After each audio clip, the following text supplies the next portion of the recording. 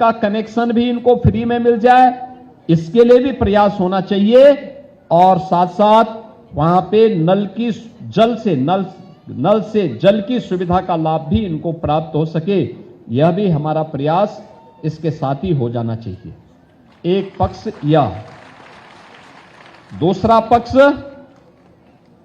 75% जो पैसा गया 75% काम होते ही नई किस्त का पैसा फिर से इनको 1 लाख रुपए तत्काल उपलब्ध करवाने की व्यवस्था करवा दे, जिससे मकान तेजी के साथ आगे बन सके।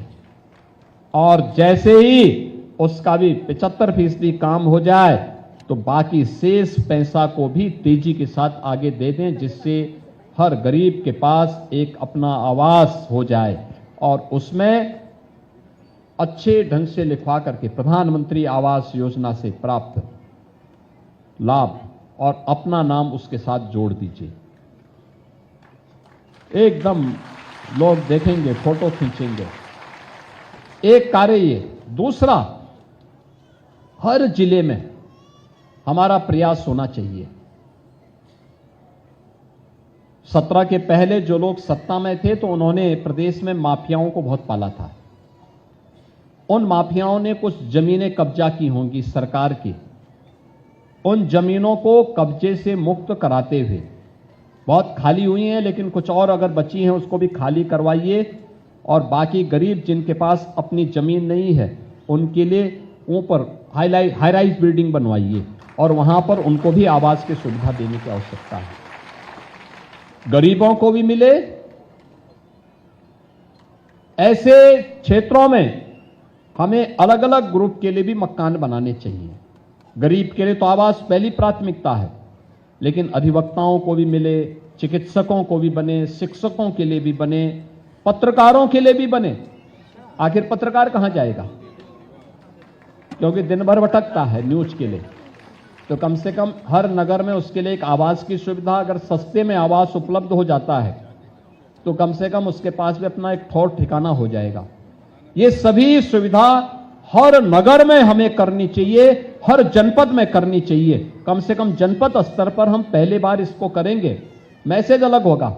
माफिया से मुक्त कराई भूमि पर गरीब का मकान बन रहा है, पत्रकार का मकान बन रहा है, अधिवक्ता का मकान बन रहा है, शिक्षक का मकान बन रहा है, चिकित्सक का मकान बन रहा है। उसका अपना मजा होगा, एक मैसेज भी होगा पूरे प्रदेश के अंदर, पूरे देश के अंदर। और आवश्यकता पड़ती है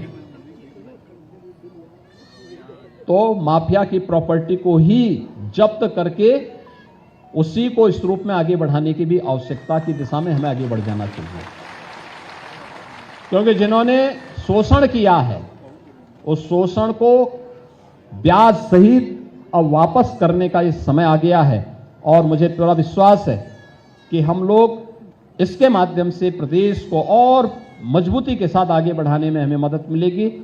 एक बार फिर से प्रधानमंत्री आवास योजना के 90,000 से अधिक लाभार्थियों को आज नवरात्रि के पहले इस सुविधा का लाभ प्रदान करने के लिए नगर विकास को, आवास विकास विभाग को मैं हृदय से, आवास विकास को मैं हृदय से बधाई देता हूं, धन्यवाद देता हूं। आप सभी प्रदेश भर के लाभार्थियों को अपनी बधाई देता हूं। जिन जनप्रतिनिधियों ने इसमें जनपद स्तर पर सहयोग किया है, पैरवी करके गरीबों के नाम बढ़वाए हैं, उनका भी मैं अभिनंदन करते हुए आप सबको वासंतीय नवरात्रि और रामनवमी की मैं मंगलमय शुभकामनाएं देता हूं।